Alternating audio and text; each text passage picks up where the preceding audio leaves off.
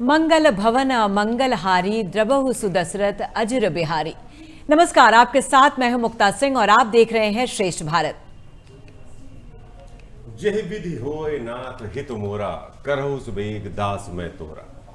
मेरे प्रभु श्री राम आए हैं। नमस्कार, आपके साथ मैं हूं संजीव चौहान। अयोध्या के भव्य मंदिर में प्रभु श्री राम विराजमान हो गए हैं। बरसों का इंतजार समाप्त हो चुका है। प्रभु राम अपनी उसी आभा, उसी तेज के साथ अब स्थापित हैं अपने भव्य मंदिर में। इस बड़ी घटना कहें, इसे बड़ा संयोग कहें, इस पर चर्चा करने के लिए हमारे साथ जुड़ रहे हैं हमारे खास मेहमान दीपक दुबे जी। सनातन चिंतक हैं, विचारक हैं। दीपक जी, बहुत बहुत शुक्रिया हमें वक्त देने के लिए इस अहम दिन के लिए। आज का तो विशेष अवसर है और मैं आप लोगों को धन्यवाद देना चाहूंगा कि इतने शुभ अवसर पर, इतने महत्वपूर्ण अवसर पर, इतने विशेष दिन पर आप लोगों ने मुझे आमंत्रित किया और अपनी बात रखने का मौका दिया। जी दीपक जी, आज दिन तो खास है ही और एक ऐतिहासिक दिन बन गया है आज का दिन। लेकिन अगर हम आज के दिन को देखें तो आज के दिन ऐसा क्या, क्योंकि आपकी ज्योतिष में भी महारत है, आप ग्रंथों का भी अध्ययन आपने किया हुआ है, जितने भी धार्मिक ग्रंथ हैं, आप राजनीति पर भी गहरी नजर रखते हैं। आज के दिन में ऐसा क्या शुभ संयोग था जो ये दिन निश्चित हुआ? मैंने अभी जब 5-7 दिन पहले इस पर जब ज्यादा माहौल बना देश में, क्योंकि मंदिर का देखिए, मंदिर का उद्घाटन या मंदिरों के गिराए हुए मंदिरों का पुनर्निर्माण बहुत बार हुआ है। विश्वनाथ मंदिर में भी जैसे वहां अहिल्याबाई ने कराया है, जो महारानी थी। ऐसे तमाम है जहां पर कि बार बार पुनरुद्धार हुआ। लेकिन भगवान श्री राम के कार्य में इतना उत्साह, इतना उत्सव और देश का इस तरह से मोबिलाइज हो जाना भी, चाहे कारण जो भी हो, आप इसको बहुत से लोग, क्योंकि मैं हर तरह से सोचता हूं तो बहुत से लोग इसको राजनीतिक रंग भी दे रहे हैं, हर तरह के चश्मे से लोग देख रहे हैं। लेकिन हो चाहे कुछ भी रहा है, लेकिन उसका जो अंतिम परिणाम है वो तो एक ये है कि एक जबरदस्त उत्सव में यह रूप ले लिया इसने। तो ग्रहों की स्थिति ऐसी क्या थी, तो जब ये विचार आया तो मेरे दिमाग में आया कि कुछ ग्रहों की स्थिति उस दिन भी रही होगी जब बाबरी मस्जिद जिस दिन गिरी थी। तो दोनों का क्या संयोग रहा होगा 32 वर्ष पूर्व और आज में, क्या ऐसा समानता थी कि उस समय क्या हुआ और आज क्या हुआ। आप देखेंगे एक अद्भुत संयोग ज्योतिषी दृष्टिकोण से, और दृष्टिकोण पर आपसे बात होती रहेगी, कि जब बाबरी मस्जिद गिराई गई 1952 में, क्षमा करिएगा 1992 में, 6 दिसंबर 1992 को तैयारियां सुबह से चल रही थी 10 बजे।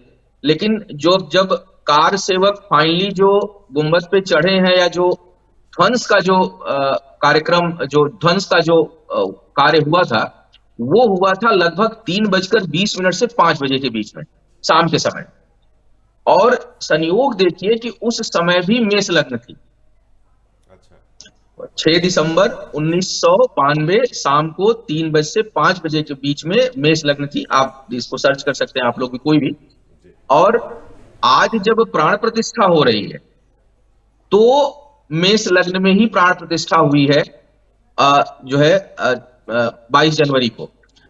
एक जो अच्छा, उसका दुष्परिणाम क्यों हुआ, क्यों उस समय उतना जनधन की हानि हुई देश में, एक तरह से जबरदस्त, क्योंकि उससे केवल अयोध्या प्रभावित नहीं हुई थी। आप जहां तक आप सबको ज्ञात है कि पूरा देश प्रभावित हुआ था। देश में कई जगह जो है वो दंगे भड़के थे, बहुत जनहानि तब तब हानि हुई थी कि जब दोनों ही बार मेष लग्न थी तो एक लग्न विध्वंस लेकर आई और एक इस निर्माण को लेकर आई। हाँ, कारण क्या था उस समय, कि उस समय धन भाव में केतु थे, लाभ भाव में लग्न के, और नीच के मंगल सुख भाव में बैठे थे। लग्नेश जो है वो नीच राशि में कर्क राशि के मंगल बैठे थे और मकर के ही शनि थे। और शनि और मकर का जब भी दृष्टि संयोग होता है इस तरह से, तो एक तगड़ा युद्ध की स्थिति उत्पन्न होती है उस समय। अच्छा, 1-2 दिन बाद ही ग्रहण भी लगा था उस समय। सूर्य राहु के साथ उस समय बैठे थे अष्टम भाव में, तो ग्रह गोचर उस समय विनाशक था। और वह सूर्य चूंकि ग्रहण योग में थे, तो जो शासक थे उस समय उनके लिए हानिकारक योग बना। अगर आपको याद हो तो कल्याण सिंह जी को इस्तीफा देना पड़ा था, 6 वर्ष बाद पुनः मुख्यमंत्री बने थे, सत्ता चली गई थी उस दौरान। हालांकि उन्हीं की देन है कि आज यहाँ पर चीजें आ रही हैं, लेकिन उस समय बहुत नुकसान हुआ था। आज की अगर देखा जाए ग्रह गोचर को, तो आज भी मेष लग्न की कुंडली है, लेकिन मेष लग्न में बृहस्पति विराजमान है भाग्येश, पंचम भाव को भी देख रहे हैं, भाग्य स्थान को भी देख रहे हैं। दूसरा अगर देखा जाए तो जो शनि की स्थिति है वो आज कुंभ राशि में है, माने दसम भाव का स्वामी कुंभ राशि में एकादश भाव में गया हुआ है। राजा को बड़ा लाभ होने वाला है, इस बार शासक को जबरदस्त लाभ होगा, इससे आप देखेंगे इसका परिणाम जो आएगा वो जबरदस्त लाभ के रूप में आएगा। तो इस प्रकार, और सूर्य इस समय दशम में है, सूर्य ग्रहण योग में नहीं है, सूर्य दशम में है। व्यय भाव में राहु है, व्यय भाव के द्वादश में राहु को राजयोग कहा था। खर्चा बहुत कराता है, खर्चा नाप शनाप खूब होगा, और आप देखने में भी आ रहा है खर्चा खूब हुआ है। लेकिन जो व्यय भाव में इस बार, उस बार केतु धन भाव में था, धन भाव के केतु को एक तरह से धन के घड़े में छेद कहा जाता है। तो ग्रह स्थिति ऐसी थी उस दौरान और आज थी, लेकिन संयोग गजब का बना, मेष लग्न उस टाइम भी, मेष लग्न इस समय भी। लेकिन अब के ग्रह गोचर से राजा को, शासन को जबरदस्त फायदा होने वाला है, इसमें कोई संदेह नहीं। चलिए, इस फायदे की बात पे तो हम आएंगे बाद में, लेकिन दीपक जी अगर देखा जाए तो आज़ादी के बाद, जैसा अभी आपने भी कहा, सबसे बड़ा मास मोबिलाइजेशन मूवमेंट आप इसको कह सकते हैं, क्योंकि कश्मीर से लेकर कन्याकुमारी तक और उड़ीसा से लेकर गुजरात तक सबका इसमें इन्वॉल्वमेंट रहा, और सभी लोग आप देख रहे हैं कैसे लोगों का इमोशनल कनेक्ट है इससे। तो आप इसको कैसे देख रहे हैं? एक सिविलाइजेशन चेंज की तरह देख रहे हैं, मतलब एक सिविलाइजेशन के लिए एक नया दौर है, कह सकते हैं? सभ्यता के लिए नया दौर नहीं कहूंगा, क्योंकि भारत जो है एक सैद्धांत, मतलब एक बीज में, मतलब इसे कहते हैं ना कि एक प्रवृत्ति क्या है, किसी चीज की प्रवृत्ति क्या है, उसका नैसर्गिक गुण क्या है। तो भारत देश का जो नैसर्गिक गुण है ना, वो धार्मिक ही है, स्पिरिचुअल है। एक आप किसी भी क्षेत्र में चले जाइए, भले हमारे यहाँ जम्मू से लेकर के कन्याकुमारी तक या गुजरात से लेकर जो है वो अरुणाचल तक पूजा विधि अलग हो सकती है, मान्यताएं अलग हो सकती हैं, लेकिन जो लोगों का जो एक स्वभाव है उसमें धर्म बसता है, हमारे रगों में धर्म बसता है। तो ये एक इसको हाँ, इससे एक चीज में बहुत, जब आपका फोन आया आने के लिए तो मैं इस पे विचार भी करने लगा। इससे जो है वो एक देश, पूरे देश में जो विश्व में एक जो परिवर्तन दिखाई दे रहा है मुझे, वो एक देख रहा है स्पिरिचुअल टूरिज्म का। क्योंकि तो कुछ देश हैं जैसे भूटान है, तिब्बत है, यहाँ पर कुछ धार्मिक मान्यता है, लेकिन वो थोड़े रिजिड है, वो सबके वहां की जो चीजें हैं वो सबके समझ में नहीं आती। लेकिन भारत जो है ना, एक ग्लोबल टेम्परामेंट लिया रहता है, यहाँ पर हम रिजिड नहीं है, हर धर्म हर भाषा के लोग हैं। तो यहाँ पे जो स्पिरिचुअल टूरिज्म डेवलप होगा आने वाले समय में, वो एक वैश्विक उदाहरण बनेगा, विश्व में एक उदाहरण बनेगा, और वो एक अलग दिशा की ओर जो है वो इतिहास को तरफ एक मोड़ रहा है, एक नया अध्याय लिखा जा रहा है, जिसका प्रभाव आने वाले 10-20 सालों में बहुत जबरदस्त रूप से देखने को मिलेगा कि देश जो है वो, बाकी जो गतिविधियां थी डेवलपमेंट की पहले थी और होंगी वो अलग बात है, लेकिन एक जैसे काशी का डेवलपमेंट हुआ, उज्जैन का हुआ, यहाँ का हुआ और ये तो जो हुआ वो विश्व स्तर पर हुआ। तो इससे स्पिरिचुअल टूरिज्म को जबरदस्त बढ़ावा मिलेगा और धर्म का प्रचार प्रसार और अधिक मात्रा में। हमने देखा कि कुछ बच्चे जो है वो फ्यूजन गाए हुए हैं, इंग्लिश और हिंदी में भी राम के ऊपर भजन गाए हुए हैं। तो मुझे बड़ा अच्छा लगा कि देखो हर भाषा में हर तरीके से पॉप सिंगर भी उसको गा रहे हैं। तो मतलब हर स्टेज पर अब राम जा रहे हैं। अब वो केवल भगवा पहन के मंदिर में अगरबत्ती तक सीमित ना होकर के हर स्थान पर राम का जो है वो राम की पहुंच हो रही है। तो ये एक परिवर्तन देखने को अवश्य मिलेगा। बिल्कुल, खास तौर पे जैसे आपने कहा कि राम कण कण में है, राम सबके हैं, ये साफ नजर आ रहा है। क्या बच्चे, क्या बूढ़े, क्या जवान, इस वक्त हर आदमी राममय हुआ है। तो पंडित जी, अगर देखा जाए तो भगवान राम जो हैं सबसे बड़े सोशल रिफॉर्मर रहे हैं और सबसे पहले रहे हैं। उनके राज में अगर देखा जाए तो धार्मिक समरसता देखी जाती थी, कभी भी ऐसा धर्म और उसके आपके जाति के आधार पर भेदभाव नहीं किया जाता था। क्या अब आपको लगता है कि वाकई रामराज आ रहा है? क्या रामराज इसी को कहते हैं? ईमानदारी से कहूं तो उस पर हम लोग अभी बच्चे हैं, हमें सीखना पड़ेगा राम को। हम लोग राम का नाम जप रहे हैं, राम का नाम लेते हैं, रामायण की कथा पढ़ते हैं, हनुमान चालीसा का नियमित पाठ करते हैं, लेकिन मैं देखता हूं कि उस पर अभी हम लोगों को सीखने की आवश्यकता है। हमारे देश के सभी लोगों को सीखने की आवश्यकता है, क्योंकि अभी हम राम का नाम तो लेते हैं, राम को तो बोलते हैं, लेकिन राम की मानते नहीं। वास्तविकता है इस बात को अगर देखा जाए तो। लेकिन हाँ, अब ये कहा जाता है कि भाई कुछ कुछ से तो कुछ बेहतर है, कम से कम राम का नाम लें और भगवान राम कृपा करें कि हम लोगों की सोच उस दिशा में जाए, सामाजिक समरसता की ओर हम लोग बढ़े, राम की माने, राम को सुने। हनुमान चालीसा का आज हर जगह मैंने देखा, बहुत तमाम जगह पाठ हो रहा था, लेकिन पाठ होने के बाद अगर मन से अहंकार हट जाए, क्रोध हट जाए, सेवा का भाव जग जाए, लोगों के साथ समानता का व्यवहार उत्पन्न होने लगे, तब जाके हम देखिए राम के मंदिर का निर्माण हो गया, रामलला की स्थापना हो गई, एक कार्य बहुत अच्छे से हो गया। अब आवश्यकता है कि हम लोग सभी लोग चाहे जिस भी कार्य में हों, उसमें राम के बात को, राम की बातों को सुन करके, उनके सिद्धांतों का पालन करके, अगर हम लोग पूरा ना सही, क्योंकि वो तो भाई ईश्वरी तत्व हैं, ईश्वर ही हैं, ईश्वर के अवतार हैं, तो उसमें उनके पूरा अगर हम ना भी ग्रहण कर पाए, 10-20% उनकी जो आचरण है, उनका जो कर्म पथ है, उसको अगर हम लोग अपनाते हैं तो जरूर कल्याण होगा, लेकिन उसमें हम लोग अभी लड़खड़ा रहे हैं, उस पर हम लोगों को समझने की आवश्यकता है। जी जी जी। अच्छा, जैसा आपने बताया कि भारत की जो मूल प्रवृत्ति है वो धार्मिक है, और धर्म को अक्सर जो अंग्रेजी में रिलीजन कह दिया जाता है वो सही तर्जुमा भी नहीं है। धर्म वो है जो धारण किया जाए, जैसा आपने बताया, और अब शायद वक्त आ गया है कि राम जी अपने महल में पहुंच चुके हैं, स्थापित हैं, जागृत हैं, तो अब हम राम की जो सोच थी, उनका जो दर्शन था, उसे अपने जीवन में उतारें। दीपक जी, तो आपको क्या लगता है कि ये जो आज हुआ है, उसके बाद भारतवर्ष को आप कैसे देखते हैं? राम का मंदिर बनना, राम जी की प्राण प्रतिष्ठा हो जाना, भारतवर्ष में किस तरह की सोच में आप परिवर्तन देखते हैं इस घटना के बाद? अभी तात्कालिक जो परिवर्तन दिखाई दे रहा है वो तो एक उल्लास का दिखाई दे रहा है। ऐसे होता है ना कि विवाह है, विवाह कर लिए, अब विवाह में जो स्त्री पुरुष हैं वो कैसे आगे निभाएंगे धर्म को, उस पर जीवन निर्भर करेगा। तो हम लोगों ने एक बड़ा उद्देश्य तो आज प्राप्त हुआ, इसमें कोई संदेह नहीं है। अब उस उद्देश्य के प्राप्त होने के बाद जो चीज हम लोगों ने हासिल किया, जो आज उपलब्धि हासिल हुई, उस उपलब्धि का आगे हम लोग प्रयोग कैसे करते हैं, उसका उपयोग कैसे करते हैं, उस रास्ते पर कैसे चलते हैं। राम जी की पूरे रामायण में जो एक कर्म को लेकर, जो आप तो खुद बहुत विद्वान हैं, लेकिन ऐसे चर्चा में ही बोल रहा हूं कि राम जी के, भगवान राम का जो एक सबसे अच्छा मुझे जो बात उसमें लगती है पूरे तुलसी रामायण में, वो सबरी राम संवाद लगता है। उसमें उन्होंने नवधा भक्ति का जिक्र किया है। नवधा, सबरी ने पूछा कि मैं तो अज्ञानी, अनपढ़, अछूत, दिखाई भी नहीं देता, तो मैं आपकी भक्ति कैसे करूं, मतलब मैं कैसे करूं, मुझे नहीं पता कि मैं आपकी भक्ति कैसे कर सकती हूँ। तो उन्होंने भगवान श्री राम ने 9 प्रकार से अपनी भक्ति करने का उसमें चर्चा की है। मैं 9 भक्ति पे नहीं जाऊंगा क्योंकि कार्यक्रम की गरिमा है, लेकिन हाँ बस उसके ब्रीफ में जा रहा हूं।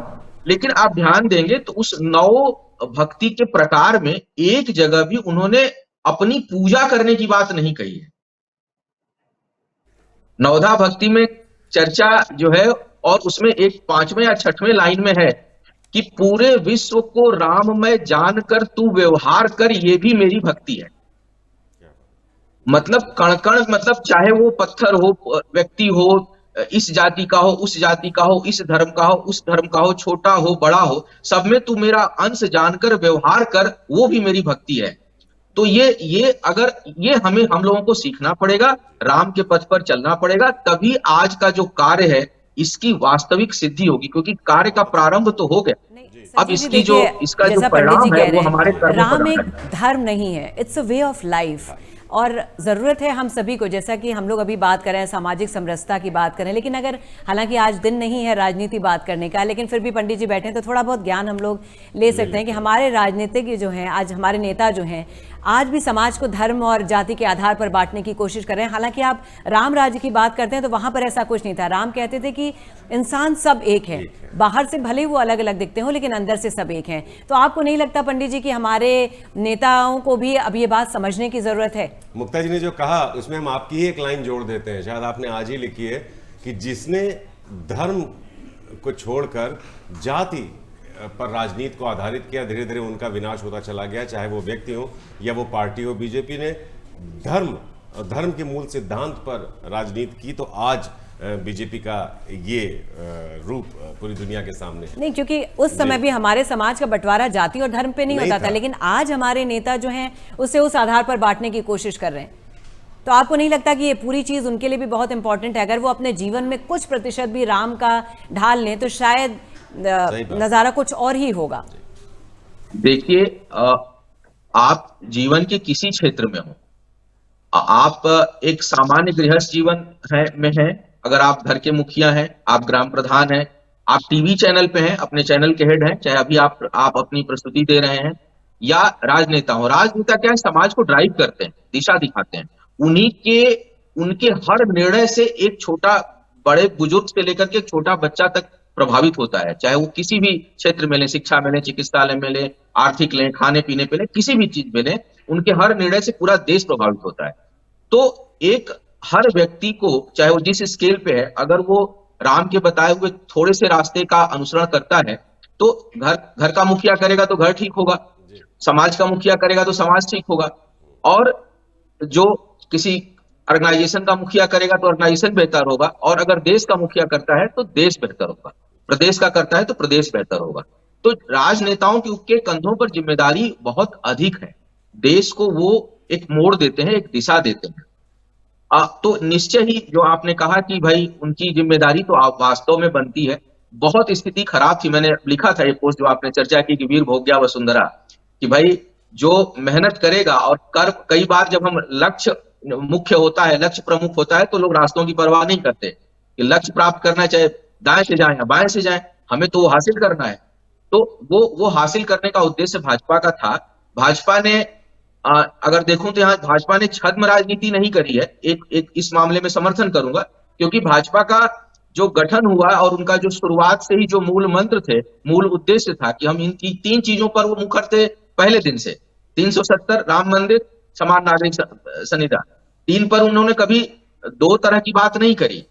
तो उन्होंने 2 चीजें हासिल करी हैं, और उन्होंने राम के जो रामलला का स्थापना है या मंदिर निर्माण, उसको डंके की चोट पे जो है वो कहा था। ठीक है, समय लगा, 32 साल, 34 साल, 35 साल, 80 के बाद से करीब धीरे धीरे देखा 40-42 साल का टोटल समय लगा, लेकिन वो उस लक्ष्य की पूर्ति आज हुई है, बहुत अच्छे से हुई है।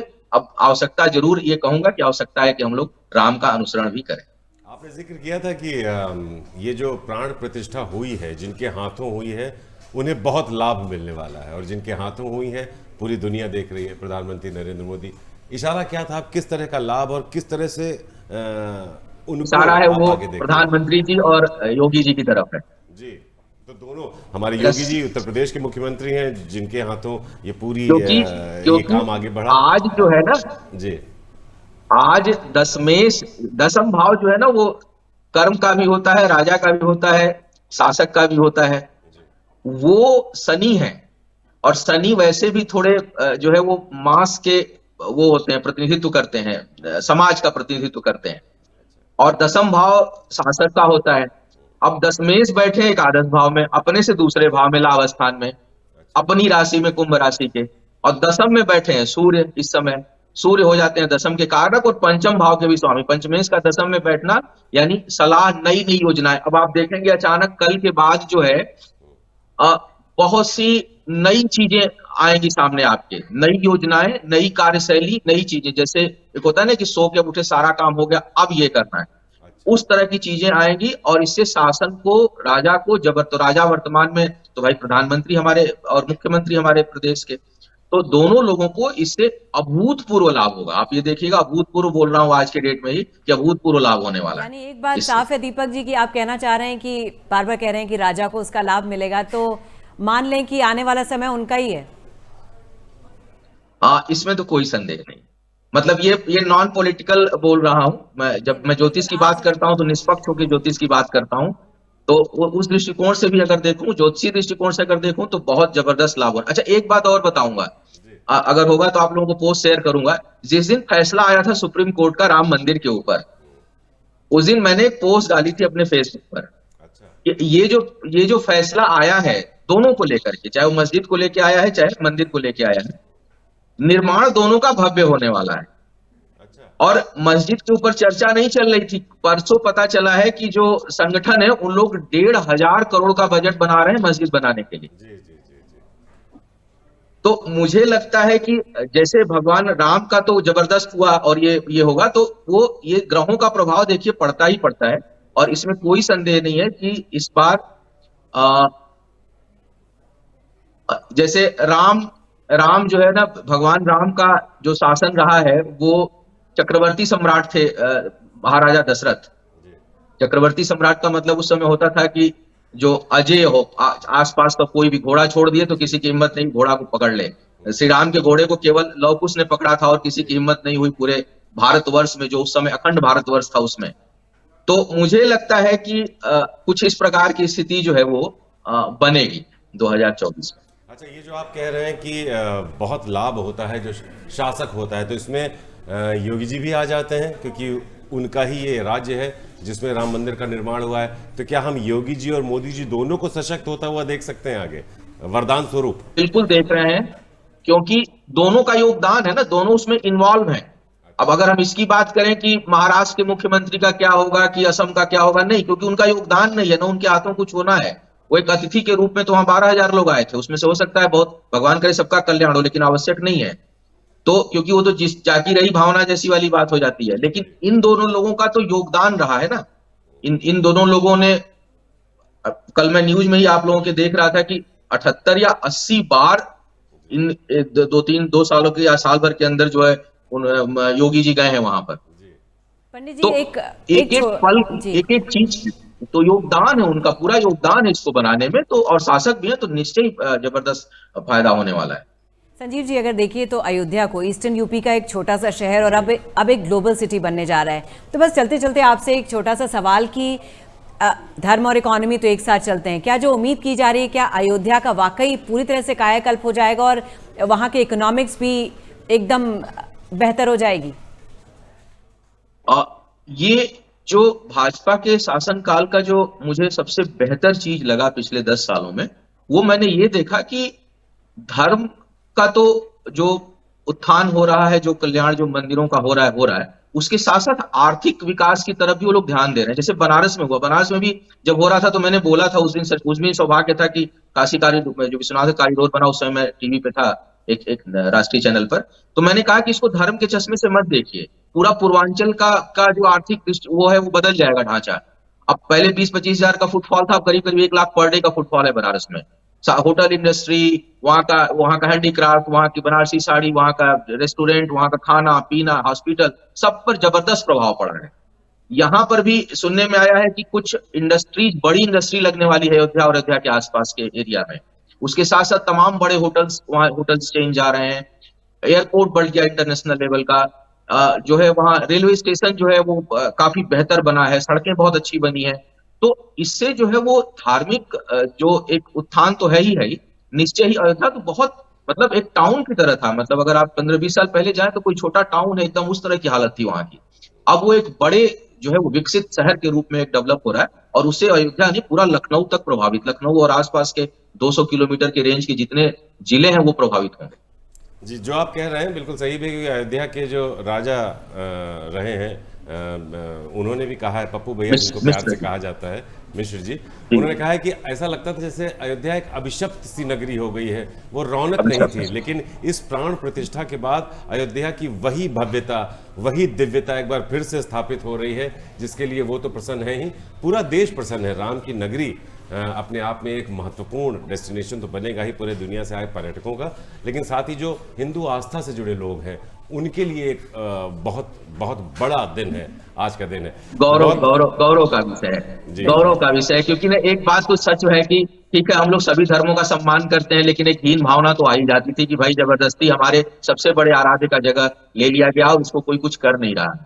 तो आज वाकई एक गौरव का विषय है हम लोगों के लिए, इसमें कोई संदेह नहीं। और एक बहुत बड़ा संदेश भी निकलता है इस प्राण प्रतिष्ठा के बाद। दीपक जी, बहुत बहुत धन्यवाद इस बढ़िया चर्चा के लिए आपके साथ।